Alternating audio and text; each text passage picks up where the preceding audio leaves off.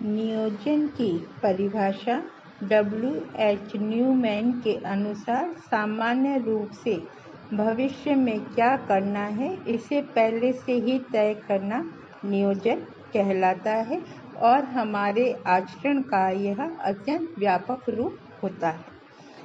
N.E. Harley के अनुसार क्या किया जाना चाहिए इसे पहले से ही तय किया जाना नियोजन है। इससे विभिन्न वैकल्पिक उद्देश्य, नीतियों, विधियों तथा कार्यक्रमों में से चयन किया जाना निश्चित होता है।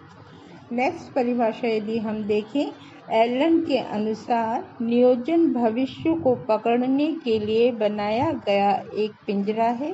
कुशिंग एंड नाइल्स के अनुसार नियोजन किसी उद्देश्य को पूरा करने हेतु सर्वोत्तम कार्य विधि का चयन करने एवं विकसित करने की मानसिक प्रक्रिया है। यह भावी प्रबंधनीय कार्य का उद्गम का आधार होती है।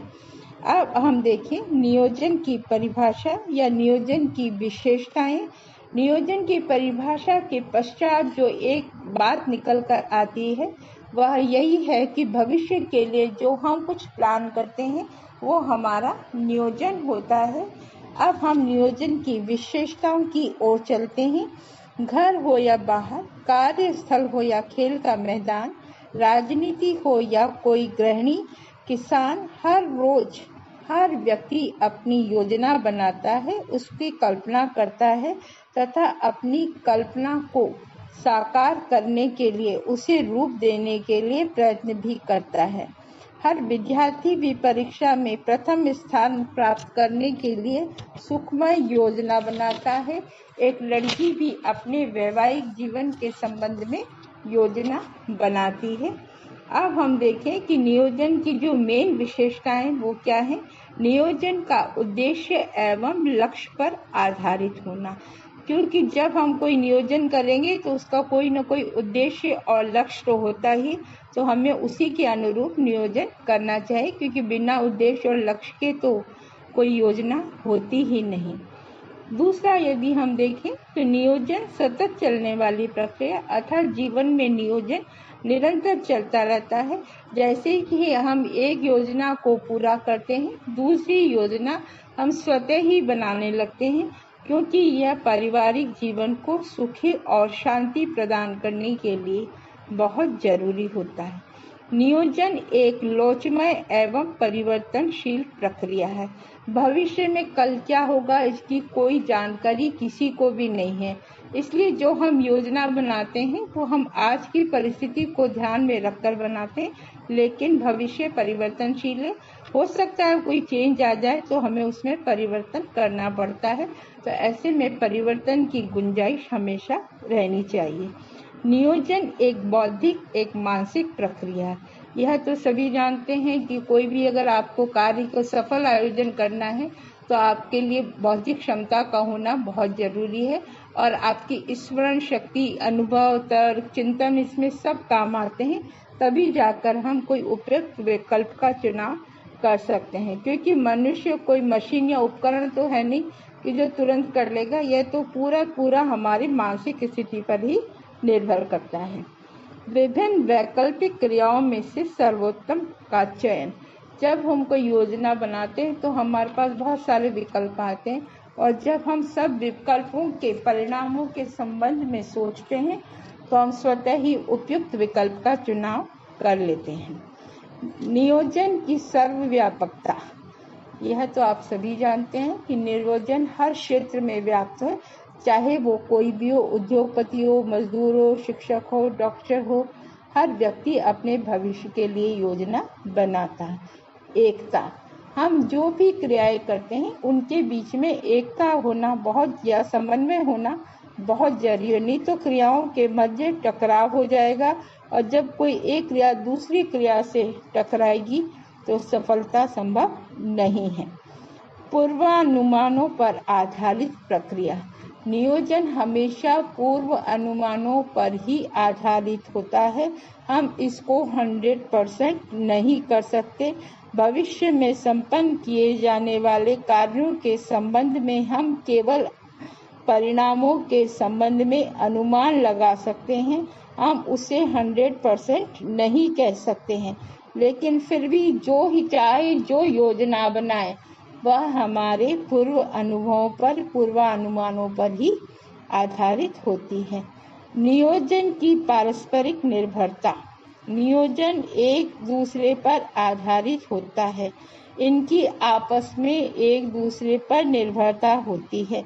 जैसे व्यक्ति को रहने के लिए यदि मकान बनाना है तो मकान के लिए धन जरूरी है, और धन के लिए आप जानते हैं बचत करना जरूरी है, और बचत के लिए आप सबको अपने अपने परिवार में जितने सदस्य हैं अपनी अपनी इनकम में से थोड़ा थोड़ी कटौती करनी पड़ती है, अपनी आवश्यकताओं को कम करना पड़ता है।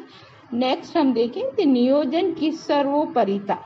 नियोजन प्रबंधन का सबसे महत्वपूर्ण चरण है, और किसी भी लक्ष्य को यदि हमें प्राप्त करना है तो हमें योजना तो बनानी ही पड़ेगी। सबसे पहला काम ही समय पर योजना बनाना होता है।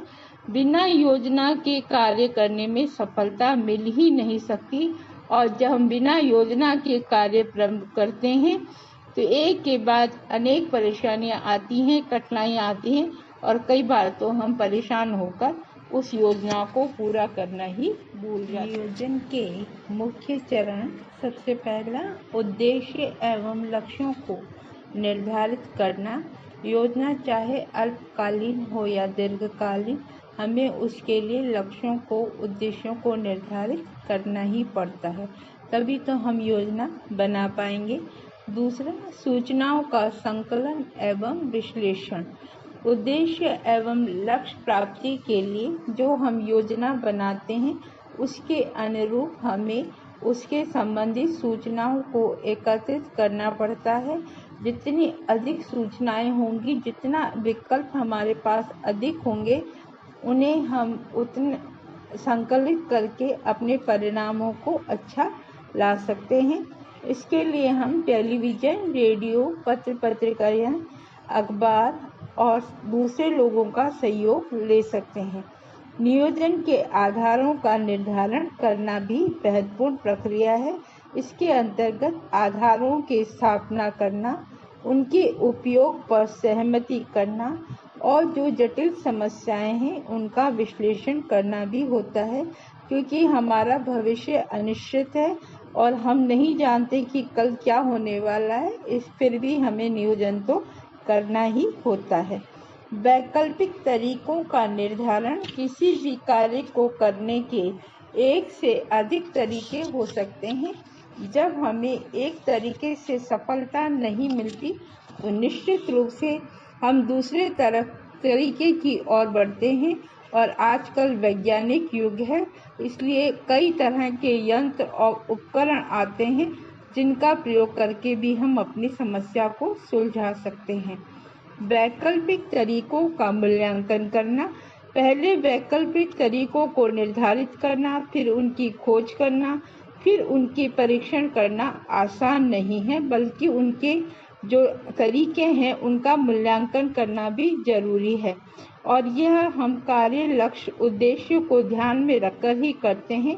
इसके लिए नियोजनकर्ता को अनुभवी व्यक्ति से विचार विमर्श करके और अपनी कल्पना शक्ति, स्मरण शक्ति, तर्क शक्ति, चिंतन शक्ति, दूरदर्शिता और अवलोकन का प्रयोग करके ही इसका मूल्यांकन करना चाहिए। कार्य विधि के सर्वोत्तम तरीके का चयन। किसी भी कार्य को करने के विभिन्न विकल्प हो सकते हैं, और हम प्रत्येक कार्य का मूल्यांकन तो नहीं कर सकते, लेकिन जो हमारे अनुभव कहते हैं और जो हमारे पास समय, शक्ति और धन है, उसके अनुरूप जो हमें सर्वोत्तम तरीका लगता है उसका हम उपयोग कर सकते हैं। नेक्स्ट है योजना बनाना। किसी भी कार्य को सफल करने के लिए अगला कदम योजना बनाना ही होता है, और जब हम योजना बनाते हैं तो उसके कई सारे विकल्प आते हैं, और उनमें से फिर उपयुक्त विकल्पों का चुनाव करके उसे हम अपनी योजना में शामिल करते हैं। आवश्यक उप योजनाओं का निर्माण करना। यह हमारे घरों में तो आवश्यक नहीं होता, लेकिन जो बड़े बड़े संस्थान हैं जहाँ पर योजना बनती है और जहाँ कार्य बहुत जटिल होते हैं और जहाँ लक्ष्यों से प्रभावित होने की संभावना रहती है या जिस पे लाखों करोड़ों रुपए का खर्च होना है, उसमें उप योजनाएं भी तैयार की जाती है। क्योंकि उप योजना का क्रियान्वयन संभव तो नहीं है, लेकिन हम उसको अपने आधार मानकर रखते हैं। कार्यक्रम का समय एवं क्रम निर्धारित करना। किसी भी कार्यक्रम का बनाते समय उसके क्रम को कि कौन सा कार्य कब होगा, किसके बाद कौन सा होगा, और इसके लिए समय भी निर्धारित कर देना चाहिए ताकि समय खराब ना हो। जैसे गृहिणी अपनी योजना बनाती है तो दैनिक योजना में कौन से कार्य पहले करने हैं, कौन से कार्य बाद में करने हैं और जो कौन सा कार्य किस समय करना है, इसकी योजना को हम क्रम निर्धारण कहते हैं। परिवार के सदस्यों की सहभागिता प्राप्त करना। आप जानते हैं कि जिम्मेदारियां बहुत सारी होती हैं और गृहिणी है जो घर में भी काम करती है, बाहर भी काम करती है, ऐसे में उसकी जिम्मेदारियां और भी बढ़ जाती हैं और वह अकेले जिम्मेदारियों को मूर्त रूप नहीं दे सकती। ऐसे में क्या होता है, उसे अपने सदस्यों की सहभागिता लेनी पड़ती, सहयोग लेना पड़ता है। और जब वह अपने अपने कार्यों को सबको बांट देती है और सब अपने अपने तरीके से उन कार्यों को संपन्न करते हैं तो गृहिणी की समय शक्ति बच जाती है और परिवार में मनोरंजन भी बना रहता है, प्रेम सौहार्द भी बना रहता है। नेक्स्ट है अनुसरण करना। केवल योजना बना देना और सदस्यों की सहभागिता या सहयोग प्राप्त करना ही पर्याप्त नहीं होता, बल्कि इसमें संस्था परिवार के व्यक्तियों की लक्ष्यों की प्राप्ति भी हो जाती है। इसलिए बहुत जरूरी है कि लक्ष्य को प्राप्त करने के लिए लगे रहें और जो योजना हमने बनाई है उसका हम अनुसरण करें ताकि सफलता प्राप्त कर सकें। जहाँ तक नियोजन का सवाल है, इसकी अपने कुछ सीमाएं भी हैं, कुछ कठिनाइयाँ भी हैं जो ना चाहते हुए भी हमारे सामने आ जाती हैं। जैसे कि जब बहुत सारे विकल्प आते हैं तो उसमें से विकल्प को चुनना बहुत मुश्किल हो जाता है और ये नियोजन की एक बहुत बड़ी कठिनाई है। दूसरी यदि हम देखें तो किसी भी समस्या को पहचानना और उसे परिभाषित करना अपने आप में बहुत मुश्किल काम होता है। इसके अलावा हमारे पास कितना समय, शक्ति और धन है, इसके बारे में भी हमें जांचना बहुत मुश्किल हो जाता है। फिर जब हम सूचनाएं इकट्ठी करते हैं तो वो कितनी सही है, कितनी ऑथेंटिक है, इनको इकट्ठित करने में भी एक समस्या आती है और यह काम कभी कभी बहुत ही अरुचिपूर्ण, उबाऊ और थकानपूर्ण लगता है। कभी कभी हमारी जो मानसिक क्षमता है, बौद्धिक क्षमता है, वह भी कम हो जाती है और कुछ व्यक्तियों में कल्पना शक्ति का अभाव होता है और जब वो कल्पना शक्ति का प्रयोग नहीं करते हैं तब भी उनको परेशानियां उठानी पड़ती हैं। कई बार परिवार में अकस्मात ऐसी घटनाएं घट जाती हैं जिनको हमने योजना में सम्मिलित ही नहीं किया था और जिनका हमें पूर्व में अनुमान भी नहीं था और जब इस तरह की समस्या आ जाती है तो कई बार हमारी पूरी की पूरी योजना ही चेंज करनी पड़ती है। जो घर में धन कमाने वाला व्यक्ति है उसका एक्सीडेंट हो जाए या मृत्यु हो जाए या जो महिला खुद है उसकी मृत्यु हो जाए तो ये सारी योजना बिखर जाती है।